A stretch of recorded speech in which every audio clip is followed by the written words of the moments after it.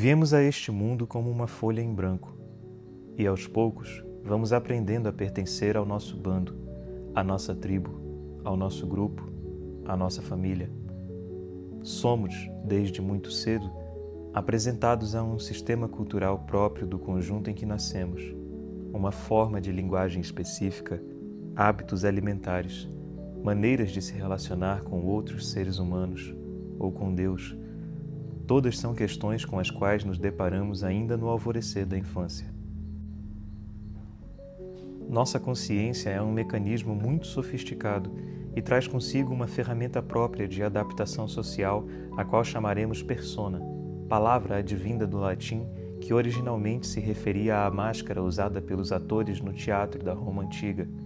No estudo de hoje, vamos falar um pouco mais sobre ela, sua problemática e aspectos complementares. A persona forma-se como um mecanismo de defesa contra o coletivo.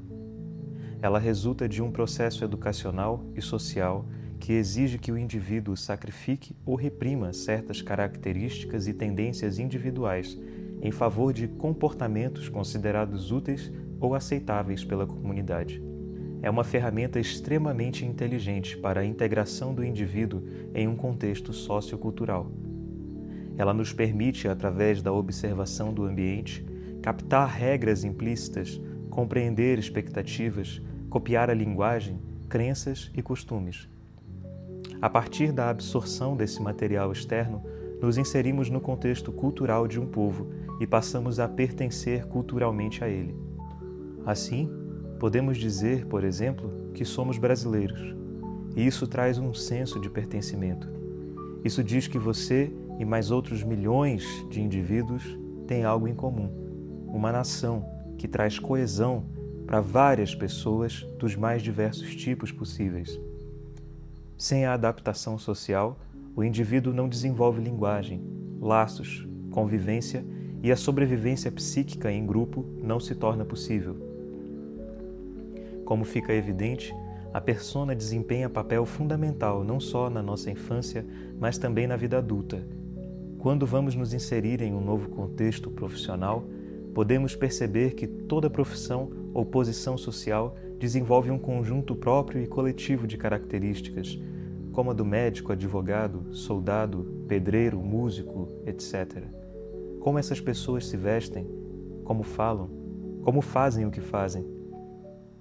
São todas perguntas que a consciência observa e responde através de mudanças no próprio indivíduo, funcionando a persona como uma ferramenta de orientação para o indivíduo se inserir em algum desses contextos.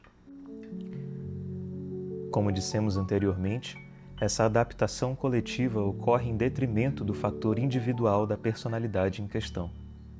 A problemática da persona reside justamente na identificação excessiva do indivíduo com características coletivas mediante o sufocamento daquilo que lhe é próprio. É o momento em que a persona deixa de ser um figurino e passa a ser a própria pele do sujeito. Desta maneira, ele se torna o médico, a mãe, o pai, a filha, o advogado, o pastor, o padre, o mestre, o homem, a mulher. Torna-se um exímio representante de valores culturais de um povo, de uma família ou de um contexto social. Mas o preço dessa simbiose é alto. Por detrás de uma máscara impecável, uma alma plural e diversa se debate buscando a libertação da rigidez cognitiva imposta pelos representantes dos valores culturais que lhe foram introjetados. O esvaziamento interior resulta em uma alma faminta, cujos desejos, medos e talentos genuínos foram trancados em um porão escuro para não perturbarem a ordem do palco social. Nossa psique funciona como um sistema de pesos e contrapesos, que, como todas as outras funções do nosso corpo, buscam um equilíbrio, a homeostase. Sendo assim, características reprimidas e deixadas de lado em nome de uma construção social que permita a sobrevivência, não desaparecem no vento. Acabam apenas se distanciando do domínio da consciência, do campo de visão do ego, e formando uma espécie de sombra da personalidade consciente e ativa do indivíduo. A sombra é, então, um amálgama dos traços renegados pelo indivíduo e pelo grupo ao qual ele pertence. Desse modo, se, em nome da sobrevivência, manteve-se erguida sobre a face a máscara de uma personalidade excessivamente meiga, dócil e permissiva, condenadas a uma vida nas sombras estarão as qualidades agressivas e assertivas que fazem parte desta mesma personalidade. Se é preciso ser duro, a doçura então se torna intragável. Se é preciso ser infalível, a vulnerabilidade se torna uma ameaça, e assim por diante. Todo elemento da personalidade traz uma mensagem, carrega consigo parte da completude do sujeito e é dotado de certa autonomia, é vivo, dinâmico e não pode ser sufocado por muito tempo. O exílio desses vários aspectos do inconsciente, além de demandar grande energia do indivíduo, faz com que, com o tempo, transfigurem-se em aspectos primitivos e pouco desenvolvidos na personalidade. A partir daí, a sombra se movimenta de algumas formas, buscando ser percebida e integrada na personalidade total. Uma delas, bastante conhecida, é a projeção. Tomemos como exemplo um indivíduo que, ao longo da vida, construiu uma persona de extrema rigidez moral e autodisciplina. Para ele, a vida é uma sucessão de deveres, horários e normas inegociáveis. Ele é o cidadão exemplar que nunca se atrasa e nunca se permite um momento de ócio ou prazer espontâneo. Está sempre ocupado e cumprindo afazeres, e quando se diverte, não o consegue fazer sem sentir alguma culpa ou arranjar subterfúgios que abaixem o seu nível de consciência para tal, pois em sua criação, a descontração foi rotulada como falta de caráter, algo que não leva a lugar nenhum, coisa de gente preguiçosa, pobre e assim por diante. Toda a sua vontade de relaxar, a sua preguiça saudável e seus desejos impulsivos foram exilados para a sombra. A projeção ocorre quando este indivíduo encontra alguém que vive de forma mais leve, talvez um artista ou um colega de trabalho que sabe dizer não às demandas excessivas para aproveitar o final de semana em uma praia ou simplesmente ler um livro que conte uma história que lhe apraz. Ao ver essa liberdade no outro, o nosso personagem não deixa passar em branco e nem sente apenas uma leve discordância. Ele sente uma irritação profunda e visceral, e pode entender isso muitas vezes como um ataque pessoal. Ele passará a perseguir, criticar e rotular aquela pessoa como irresponsável, parasita, egoísta ou infantil. Na verdade, o que ele não consegue tolerar no outro é a manifestação externa daquilo que ele acredita odiar, mas secretamente deseja ter em si mesmo. O seu ódio pelo outro é, no fundo, o grito de sua própria alma amordaçada, que vê naquela liberdade alheia o espelho de sua própria prisão. O julgamento não é feito em direção a um comportamento, mas à parte de si mesmo que ele próprio não permite ser. Outro movimento comum da sombra é uma espécie de irrupção, como uma possessão do indivíduo pelos aspectos reprimidos. Deepak Chopra chamou isso de efeito sombra. Em seu livro de mesmo título, ele descreve: imagine que cada característica, cada emoção, cada pensamento sombrio que você tenta ignorar ou negar, seja uma bola de praia que você segura embaixo d'água. Você pega o self egoísta, o raivoso, o excessivamente bom, o não tão bom assim, o tolo, o convencido, todos eles, e subitamente está oprimido com todas essas bolas de praia que tenta segurar. Se você ainda é jovem, tem bastante energia para conseguir administrar muitas bolas, consegue reprimir muitas das características indesejadas, mas depois, quando está cansado, de coração partido ou doente, quando não acredita mais na possibilidade de um futuro emocionante, quando abaixa a guarda, quando sua atenção está na família ou na expectativa de uma promoção, quando já tomou drinks demais, de repente, bum! Você ou alguém ao seu redor faz algo sem pensar e uma ou mais bolas emergem e o atingem no rosto. Esse é o efeito sombra. O que são as brigas de trânsito?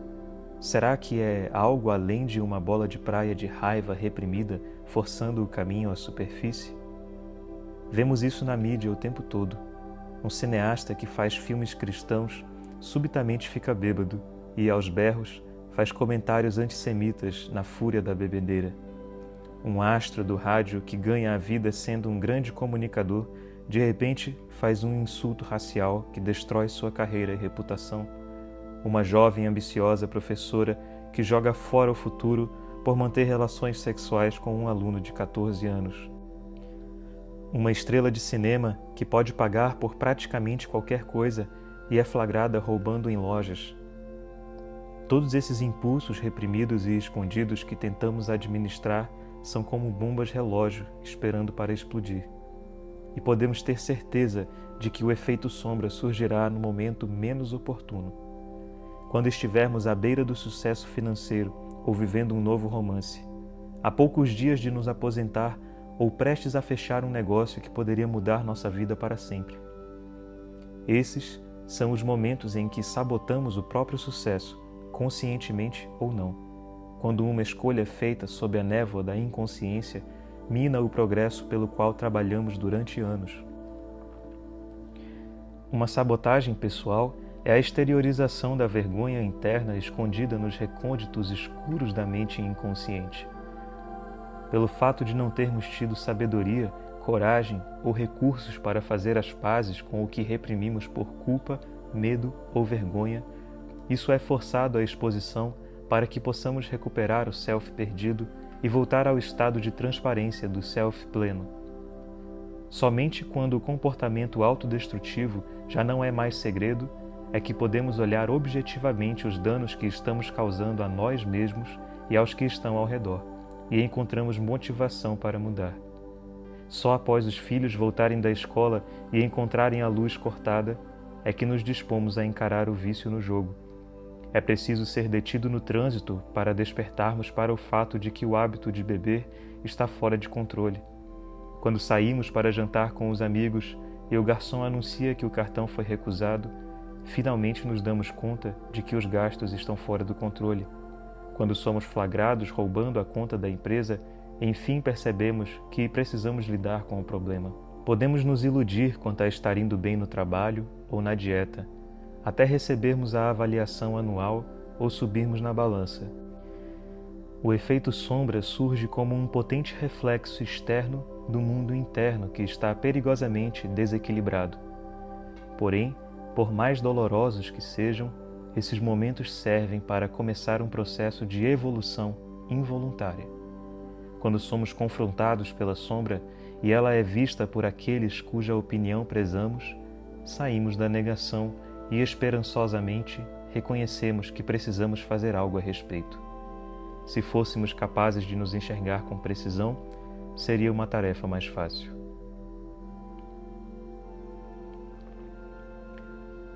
Como podemos observar, a repressão de aspectos indesejados para a manutenção de uma persona antes enfraquece a personalidade total e subjuga a consciência a aspectos inconscientes que o podem influenciar a seu bel prazer, do que de fato auxilia no crescimento pessoal. A resposta não está em suprimir aquilo que aparentemente contradiz a imagem que você tem de si, mas em observar, sustentar a tensão entre esses opostos, ouvir o que isso te diz a seu respeito e procurar integrar à consciência esse aspecto.